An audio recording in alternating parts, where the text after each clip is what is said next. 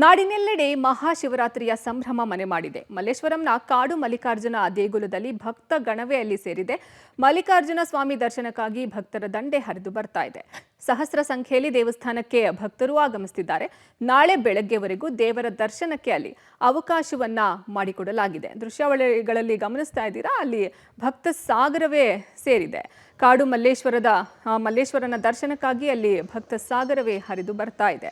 ಬೆಂಗಳೂರಿನ ಕಾಡು ಮಲ್ಲೇಶ್ವರ ದೇವಸ್ಥಾನದಲ್ಲಿ ಇವತ್ತು ಭಕ್ತ ಸಾಗರವೇ ಅಲ್ಲಿ ಹರಿದು ಬರ್ತಾ ಇದೆ. ಶಿವರಾತ್ರಿ ಹಿನ್ನೆಲೆ ಬೆಳಗ್ಗೆವರೆಗೂ ದರ್ಶನಕ್ಕೆ ಅವಕಾಶ ಕಲ್ಪಿಸಲಾಗಿದೆ.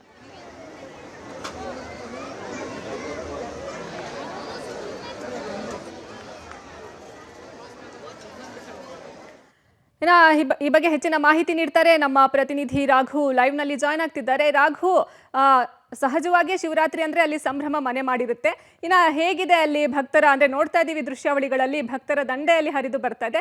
ಹೇಗಿದೆ ಜನರ ಸಂಭ್ರಮ, ಮತ್ತೆ ಏನ್ ಹೇಳ್ತಿದ್ದಾರೆ ಭಕ್ತರು? ಈ ಬಾರಿಯ ವಿಶೇಷತೆ ಅಂದ್ರೆ ಯಾವ ರೀತಿ ಅಲಂಕಾರ ಮಾಡಿದ್ದಾರೆ ಶಿವನಿಗೆ? ಅರ್ಪಿತಾ, ಗಮನಿಸ್ತಾ ಇದ್ರಿ, ನಾನು ಕಾಡು ಮಲ್ಲಿಕಾರ್ಜುನ ದೇವಾಲಯದ ಮುಂಭಾಗದಲ್ಲಿದ್ದೇನೆ. ಮಲ್ಲೇಶ್ವರಂನ ಕಾಡು ಮಲ್ಲಿಕಾರ್ಜುನ ದೇವಾಲಯದಲ್ಲಿ ಸಹಸ್ರ ಸಂಖ್ಯೆಯಲ್ಲಿ ಭಕ್ತರು ಬರ್ತಾ ಇರುವಂತದ್ದು. ಬೆಳಿಗ್ಗೆ 4 ಗಂಟೆಗೆ ಆರಂಭವಾಗಿರುವಂತಹ ದರ್ಶನದ ವ್ಯವಸ್ಥೆ ಇನ್ನೂ ಕೂಡ ಮುಂದುವರಿತಾ ಇದೆ.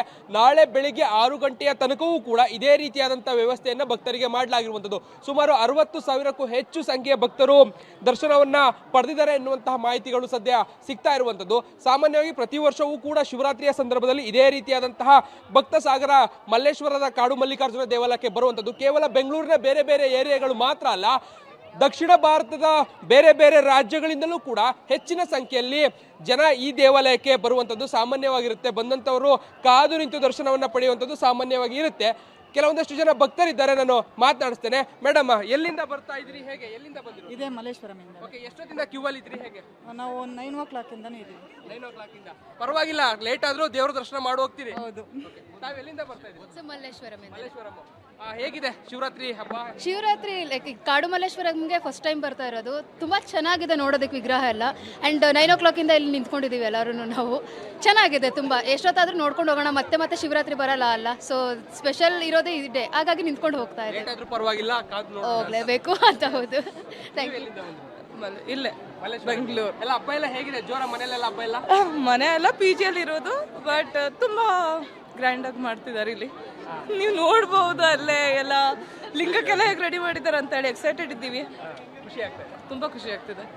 ಗಮನಿಸ್ತಾ ಇದ್ರಿ, ಒಂದ್ ಕಡೆ ಲಿಂಗವನ್ನ, ಹೂವಿನಿಂದ ಲಿಂಗವನ್ನ, ಮೂರ್ತಿಯನ್ನ ಮಾಡಿರುವಂತದ್ದಿರ್ಬೋದು, ಬರುವಂತವರಿಗೆ ಆ ಹೂವಿನ ಅಲಂಕಾರಗಳ ಮುಖಾಂತರವಾಗಿ ಸ್ವಾಗತ ಕೋರುವಂತದ್ದು, ಬರುವಂತಹ ಭಕ್ತರಿಗೆ ಯಾವುದೇ ಸಮಸ್ಯೆಗಳು ಆಗಬಾರ್ದು ಅನ್ನುವಂತ ಕಾರಣಕ್ಕಾಗಿ ಬ್ಯಾರಿಕೇಡ್ಗಳನ್ನ ಹಾಕಿ ಬಹಳ ಅಚ್ಚುಕಟ್ಟಾದಂತ ವ್ಯವಸ್ಥೆಯನ್ನ ಸದ್ಯ ಮಾಡಿದ್ದಾರೆ. ಇನ್ನು ಜಾಗರಣೆ ವಿಚಾರಕ್ಕೆ ಬರೋದಾದ್ರೆ, ಈ ರಾತ್ರಿ ಪೂರ್ತಿ ಬೆಳಗ್ಗೆ ತನಕವೂ ಕೂಡ ವಿವಿಧ ಕಾರ್ಯಕ್ರಮಗಳನ್ನ, ಸಾಂಸ್ಕೃತಿಕ ಕಾರ್ಯಕ್ರಮಗಳನ್ನ ಮಾಡೋದ್ರ ಮುಖಾಂತರವಾಗಿ ಜಾಗರಣೆ ಮಾಡುವಂತವರಿಗೂ ಕೂಡ ವ್ಯವಸ್ಥೆಯನ್ನ ಮಾಡಲಾಗಿದೆ. ಕಿಲೋಮೀಟರ್ ಗಟ್ಟಲೆ ಕ್ಯೂ ನಿಂತಿರುವಂತದ್ದು ಗಮನಿಸ್ತಾ ಇದ್ದೀರಿ. ಜನ ಭಕ್ತ ಸಾಗರ ಯಾವ ರೀತಿಯಲ್ಲಿ ಎಷ್ಟರ ಮಟ್ಟಿಗೆ ಬರ್ತಾ ಇದೆ ಅಂತ. ಸಮಯ ಕಳೆದಂತೆ ಜಾಗರಣೆ ಆರಂಭ ಆಗುತ್ತೆ. ಜಾಗರಣೆ ಆರಂಭ ಆಗ್ತಾ ಇರುವಂತ ಹಿನ್ನೆಲೆಯಲ್ಲಿ ಸಮಯ ಕಳೆದಂತೆ ಬರುವಂತವರ ಸಂಖ್ಯೆ ಕೂಡ ಹೆಚ್ಚಾಗ್ತಾ ಇದೆ. ಬೆಳಗಿನ ತನಕವೂ ಕೂಡ ಕಾಡು ಮಲ್ಲೇಶ್ವರ ದೇವಸ್ಥಾನದಲ್ಲಿ ಇದೇ ರೀತಿಯಾದಂತ ಭಕ್ತ ಸಾಗರ ಶಿವರಾತ್ರಿ ಹಿನ್ನೆಲೆಯಲ್ಲಿ ನೋಡೋದಿಕ್ಕೆ ಸಿಗುತ್ತೆ. ಅರ್ಪಿತಾ, ಧನ್ಯವಾದ ರಾಘು, ನಿಮ್ಮೆಲ್ಲ ಮಾಹಿತಿಗಾಗಿ.